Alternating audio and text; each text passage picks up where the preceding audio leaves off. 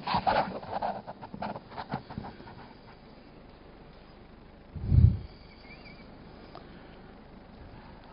के supply management chain summit के अंतर्गत आए हुए सभी सम्मानित महानुभाव,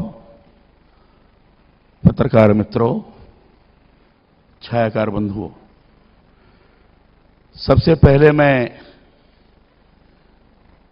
आप सब लोगों का यहां अभिनंदन करता हूं और मुझे आयोजकों ने यहां बुलाकर गौरवान्वित किया है, इसके लिए उनके प्रति मैं आभार व्यक्त करता हूं। ये बात सही है कि यहां से तत्काल मुझे सूरत जाना है और इसलिए शायद मुझे पहले यहां बुलाया गया है। ये प्रसन्नता का विषय है कि भारत की अर्थव्यवस्था का आर्थिक विकास दर अधिकाधिक बढ़े, विश्व के बाजार में हम एक अच्छी स्थिति का निर्माण कर सकें और एक ऐसी व्यवस्था के बारे में परस्पर विचार विमर्श के आधार पर सरकार को भी सुझाव दे सकें,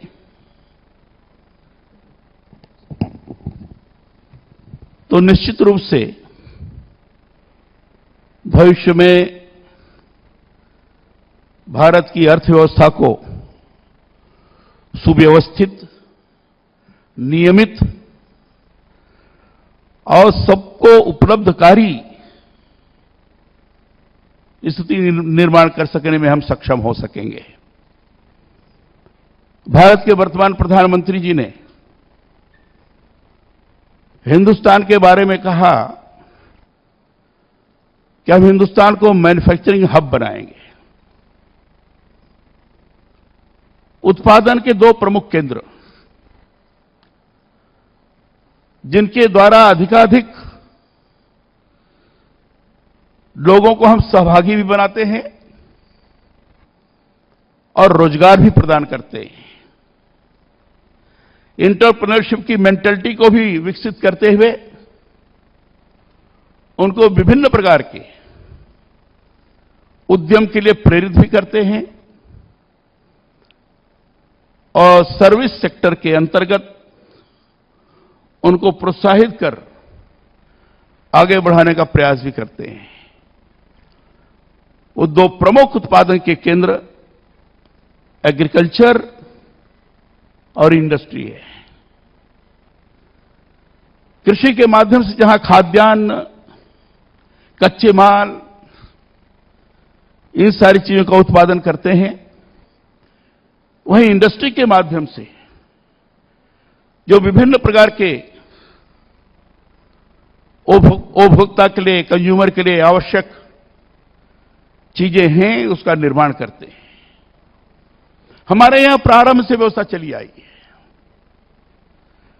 गांव में जहां खेती लोग करते थे, वहीं गांव में ही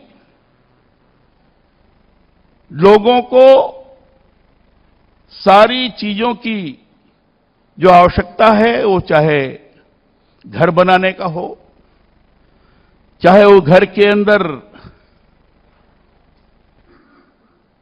कॉट का हो, चटाई हो, बिस्तर हो,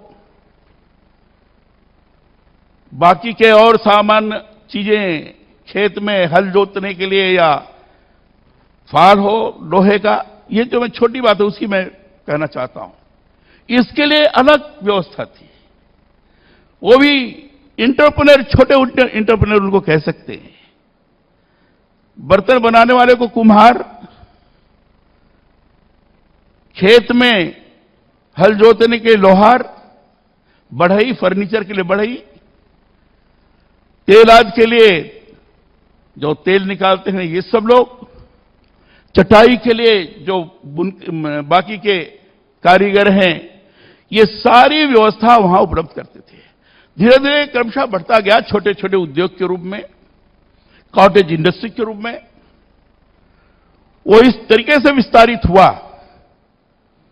कि सब मिलाकर उस समय हिंदुस्तान को सोने की चिड़िया लोग कहते थे।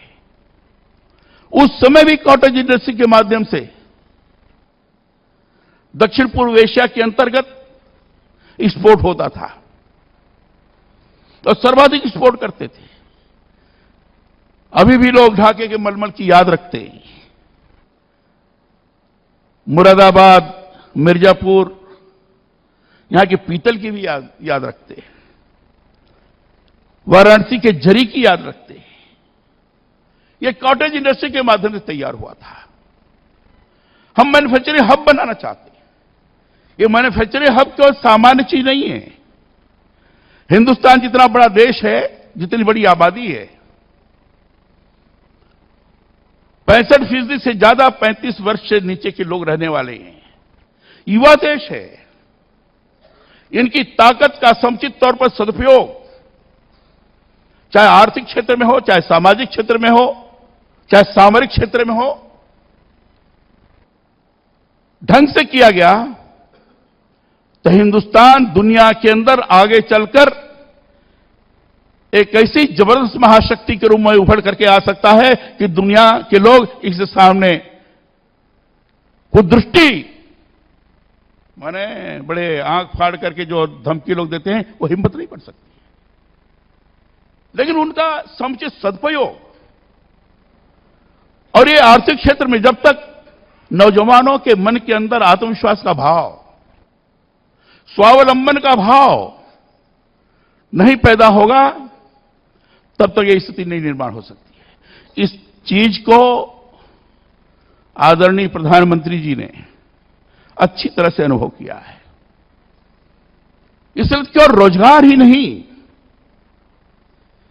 तो हम उद्यमी तैयार करना चाहते हैं। रोजगार तो मिलेगा, गांव में भी उद्यमी तैयार करना चाहते हैं, शहर में भी उद्यमी तैयार करना चाहते हैं। और इसलिए उद्यमिता की मानसिकता, एंटरप्रेन्योरशिप मेंटालिटी, ये लोगों के अंदर निर्माण हो, यह प्रयास है। और इसी बात को ध्यान में रखकर उन्होंने कहा, जैसे हमारे श्रीमान ये सुब्रमण्यम साहब ने कहा कि मेक इन इंडिया का नारा लगाया है। मेक इन इंडिया एक कमिटमेंट है, इट इज नॉट स्लोगन। और मेक इन इंडिया अर्थात एंटरप्रेन्योरशिप की मेंटालिटी को अधिकाधिक मात्रा में विकसित करना। और एंटरप्रेन्योरशिप की मेंटालिटी कैसे विकसित होगी, उसके लिए अवेयरनेस जागृत करना। अवेयरनेस जागृत करने के लिए स्किल डेवलपमेंट के कार्यक्रम को पुरजोर तौर पर पूरे देश के अंदर व्यापकता के साथ कराने का प्रयास करना। जगह जहां स्किल डेवलपमेंट होंगे, इनोवेशन की अपॉर्चुनिटी अगर उनको प्रदान की गई, तो निश्चित रूप से वो जो छोटा सा गांव में रहने वाला, जो बढ़ई और प्लम्बर का काम करने वाला व्यक्ति है, उसको भी लगेगा कि हां, उसके अंदर भी, उसका भी आईक्यू थोड़ा बहुत तकनीकी है। उसको भी लगेगा कि नई चीज हम भी बना सकते हैं, हम क्यों नहीं बना सकते। और नई चीज बना सकते हैं, नई चीज दे सकते हैं, जो विभिन्न स्थानों पर उपयोगी हो सकती है। यही इनोवेशन की आइडिया है। उसको विकसित करने के लिए स्किल डेवलपमेंट, चाहे छोटे स्तर पर हो, चाहे बड़े स्तर पर हो। इसलिए प्रधानमंत्री जी ने कहा कि हम skill development, make in India करना है, मैन्युफैक्चरिंग हब बनाना है, तो मेक इन इंडिया करना पड़ेगा। अधिक से अधिक स्थानों पर इन्वेस्ट करने पड़ेंगे, छोटे छोटे उद्योगों का विस्तार करना पड़ेगा। जो लार्ज इंडस्ट्रीज हैं, मीडियम इंडस्ट्रीज हैं, बड़ी इंडस्ट्रीज हैं, सीपीयू से संबंधित हैं, ऐसे लोगों के भी मैन्युफैक्चरिंग के लिए जो छोटी छोटी चीजें हैं, एंसिलरी जिसको कहते हैं, वो पार्ट्स बनाने के लिए भी छोटी इंडस्ट्री डेवलप करना पड़ेगा। इसलिए कहा गया, हमारे यहां खरीद नीति में कहा गया है कि ये जो बड़ी इंडस्ट्रीज हैं, सार्वजनिक उपक्रम हैं, कम से कम 20% उनका माल खरीदेंगे, प्रोक्योर करेंगे, क्योंकि वो छोटे उद्यमी को प्रोत्साहन मिले, मार्केट का प्रोत्साहन मिले। और इसलिए स्किल डेवलपमेंट होगा, मेक इन इंडिया होगा, स्किल डेवलपमेंट इसके लिए जरूरी है। ये मेक इन इंडिया दुनिया के देशों में जाकर मेड इन इंडिया बने, वैश्विक बाजार में, ग्लोबल मार्केट में, उस कंपटीशन के अंतर्गत आपके माल को देखकर लोग कहें कि हाँ it is made in India, इसी को लेना है। ये मेड इन इंडिया इसी को लेना है, कैसे बनेगा? वो बनेगा जब आपका कार्य गुणवत्ता से युक्त होगा, क्वालिटी टेक्नोलॉजी का समुचित तौर पर उपयोग करते हुए उसको बनाने का प्रयास किया जाएगा, तो गुणवत्ता युक्त कहलाया जाएगा। और इसके लिए भारत के प्रधानमंत्री ने कहा कि मेक इन इंडिया है, मैन्युफैक्चरिंग हब बनेगा, लेकिन जीरो डिफेक्ट और जीरो इफेक्ट के आधार पर बनेगा, प्रदूषण मुक्त, दोष मुक्त और पर्यावरण से उसको साथ में लेकर चलने वाला, इन्वायरमेंट फ्रेंडली। इस तरीके से अगर निर्माण कार्य हुआ, वो गुणवत्ता युक्त कहा जाएगा। और इसलिए manufacturing hub, make in India, zero defect, zero effect और स्किल डेवलपमेंट, इस बात को लेकर पूरे हिंदुस्तान भर में आपको जानकर प्रसन्नता होगी। मैं एमएसएमई देख रहा हूं, जानकर आप प्रसन्न होंगे। पूरे जिले के पूरे देश के हर जिले में हमने इंडस्ट्रियल प्रोफाइल बनाया है और हर जिले की स्किल मैपिंग की है, हर जिले की। ये सर्वे हमारे पास आ गया है और उसके आधार पर किस प्रकार के स्किल डेवलपमेंट के कार्यक्रम होने चाहिए, कैसी इंडस्ट्री होनी चाहिए, क्रमशः हम बढ़ावा देने की कोशिश कर रहे हैं। और इसलिए अभी एक लॉन्च किया, डिजिटल लॉन्च किया, जैसे एम्प्लॉयमेंट एक्सचेंज का है, इंडस्ट्रियल एम्प्लॉयमेंट एक्सचेंज, यह हमारे विभाग की तरफ से अभी किया गया डिजिटल लॉन्च। 2 लाख से ज्यादा उसमें रजिस्ट्रेशन हो गया है, आ गए हैं, और उस पर स्किल्ड जो मैन पावर है उनका रहेगा, और जो भी इंडस्ट्रीज होंगी उनको जैसा स्किल्ड मैन पावर चाहिए वो आन करके देख लेंगे, ऑनलाइन रहेगा, वेब पोर्टल उसका बना है, तो इससे बड़ा फायदा होगा।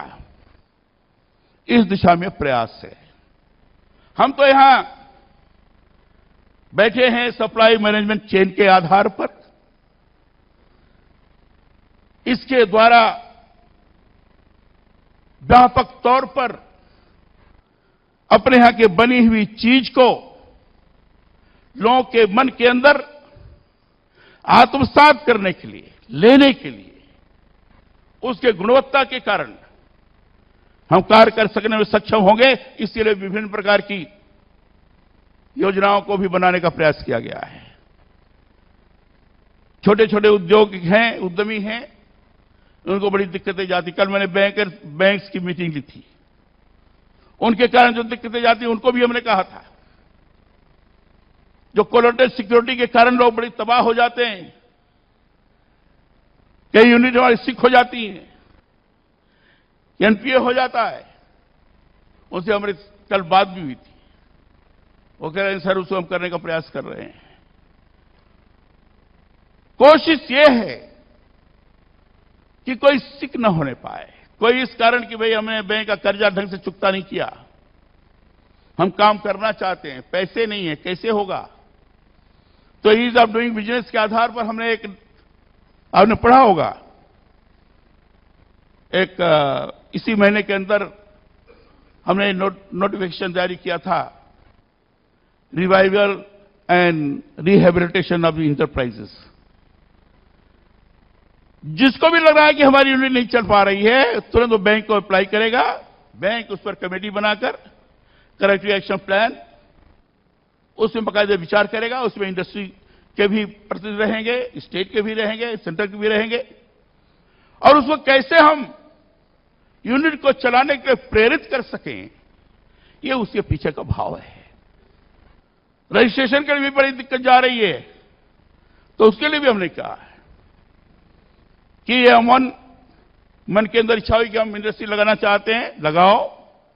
वो ऑनलाइन है, EM2 रजिस्ट्रेशन पूरा आप कर लीजिए, online registration, self certification, inspector raj को समाप्त करने की दिशा में हमारा एक प्रयास है।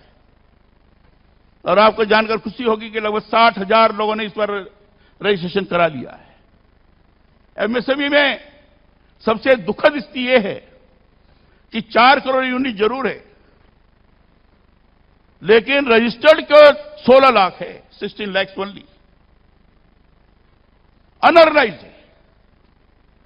जो सुविधाएं ढंग से मिलनी चाहिए नहीं मिल पा रही है। हमारी कोशिश है कि सबको एक दिशा प्रदान की जाए, हर प्रकार की सुविधा प्रदान की जाए, और ये सारी चीजें इसीलिए हो रही हैं, हिंदुस्तान को ये आर्थिक संपन्न, समृद्ध, संपन्न एक ऐसी महाशक्ति के रूप में हम बनाएं कि दुनिया वाले महसूस करें कि आदरणीय श्री नरेंद्र मोदी जी के नेतृत्व में हिंदुस्तान में आर्थिक प्रवाह बड़ी तेजी के साथ बढ़ा है। जैसे उन्होंने 12 करोड़ लोग, परिवार के लोगों का खाता खोलकर बैंकिंग के क्षेत्र में एक रिवॉल्यूशन किया है। 15,000 करोड़ का फाइनेंशियल इंक्लूजन हुआ है। ये रिवॉल्यूशन है, रिवॉल्यूशन। इसी को देख करके दुनिया के देश के जो बड़े बड़े डिप्लोमेट्स हैं, उन्होंने कहना शुरू किया है कि हिंदुस्तान में इकोनॉमिक ग्रोथ बड़ी फास्ट तरीके से हो रही है, विभिन्न प्रकार के सर्विस के आधार पर हुआ है। ठीक है, बहुत सारी चीजें ऐसी नहीं हो पा रही होंगी, लेकिन हमने कार्य के आधार पर, कार्य संस्कृति के आधार पर, वर्क कल्चर के आधार पर क्या हिंदुस्तान को नहीं तो दुनिया को संदेश देने में सफलता प्राप्त की है कि हम काम करना चाहते हैं। हमारा विजन है हिंदुस्तान के युवा देश हिंदुस्तान में कोई किसी की ताकत, किसी का सामर्थ्य, किसी का टैलेंट अनुपयोगी तौर पर इधर उधर न भटके। सबका हम समावेश करना चाहते हैं, और समावेश करते हुए विभिन्न प्रकार के निर्माण कार्य को आगे बढ़ाते हुए, उस प्रकार की स्कीम्स देकर ग्लोबल मार्केट में कम्पीट करते हुए हम आगे बढ़ें। इसके लिए हमने एक स्कीम बनाई है, नेशनल मैन्युफैक्चरिंग कॉम्पिटिटिवनेस प्रोग्राम, जो ग्लोबल मार्केट में हर प्रकार की गुणवत्ता स्थापित करे। तो उसके लिए हमने विभिन्न कंपोनेंट्स दिए हैं, उसमें हम कुछ सब्सिडी भी देते हैं। डिजाइन टेक्नोलॉजी है, लीन टेक्नोलॉजी है, क्वालिटी टेक्नोलॉजी सिस्टम है। क्वालिटी टेक्नोलॉजी के आधार पर ही टूल्स रूम सिस्टम है हमारे, जो बड़े बड़े, चाहे एविएशन हो, चाहे डिफेंस का हो, चाहे शिपिंग का हो, उनके पार्ट्स को भी हम उससे बना रहे हैं, उनकी मॉनिटरिंग कर रहे हैं। ग्लोबल मार्केट में एक अच्छा खासा स्थान बना सके, ये कराने का प्रयास है। लेकिन ये सारी सफलता आपके ऊपर निर्भर करती है। आप सब लोगों के अंदर जिस प्रकार की प्रतिभा है, आप लोगों के अंदर जिस प्रकार का वैशिष्ट्य है, जो एक्सपर्टीज हैं यहां सब लोग, जिसमें आपकी विशेषता है, हम लोग उसमें नहीं जान सकते। हम तो केवल कह सकते हैं, लेकिन करके दिखाने का दम, सामर्थ्य आपके अंदर है। आपके अंदर स्वाभाविक रूप से देशभक्ति का भाव है। केवल इस प्रकार की बात आने की आवश्यकता है कि मेरे द्वारा किया हुआ कार्य देश को एक विकसित देश बना सकता है। मैं इंडिविजुअली कह रहा हूं, जो कलेक्टिवली तो ठीक है। एक एक व्यक्ति, एक एक इंडस्ट्री से अगर ये सोच करके काम करना शुरू कर दिया, चाहे ग्लोबल मार्केट में अपने सामान को ले जाने का प्रश्न हो, चाहे मैन्युफैक्चरिंग के हिसाब से निर्माण कार्य करने का प्रश्न हो, चाहे विभिन्न क्षेत्रों में ट्रेडिंग के हिसाब से उस तरह की व्यवस्था करने का सवाल हो, सबके पीछे भाव कि मेरा ये कार्य देश को विकसित देश बनाएगा, मेरा ये कार्य यहां के बने हुए माल को दुनिया के अंदर मेड इन इंडिया के रूप में कहलाया जाएगा, और आगे चल करके दुनिया के लोग कहेंगे अब हम सामान लेंगे तो हिंदुस्तान का लेंगे, बाकी का नहीं लेंगे। यह स्वरूप का निर्माण यह आपके द्वारा होने वाला है। और इसलिए आज के समिट में विभिन्न प्रकार की कठिनाइयां होने के बावजूद भी मैं जानता हूं कितना इंफ्रास्ट्रक्चर डेवलपमेंट की कमी के कारण बहुत दिक्कतें जाती होंगी। जिस तरीके से मैनेजमेंट होना चाहिए नहीं हो पाता होगा, बुनियादी ढांचे का विकास जिस स्वरूप में चाहिए नहीं हो पाया दुनिया के तुलना के आधार पर। सब कठिनाइयों के पश्चात भी अगर ये भाव काम करता रहेगा तो ग्लोबल मार्केट के अंदर अपने चीज को स्पर्धा में नंबर 1 पर करके दिखाने का सामर्थ्य हमारे अंदर है। और निर्माण करते हुए हम एक जो प्रधानमंत्री जी की जो सरकार की मंशा है, विजन है, दृष्टि है, उसको साकार कर सकने में हम सब लोग सक्षम हो सकेंगे, ये मुझे पूरा विश्वास है। और ये समिट उस दिशा में महत्वपूर्ण भूमिका का निर्वाह करेगी।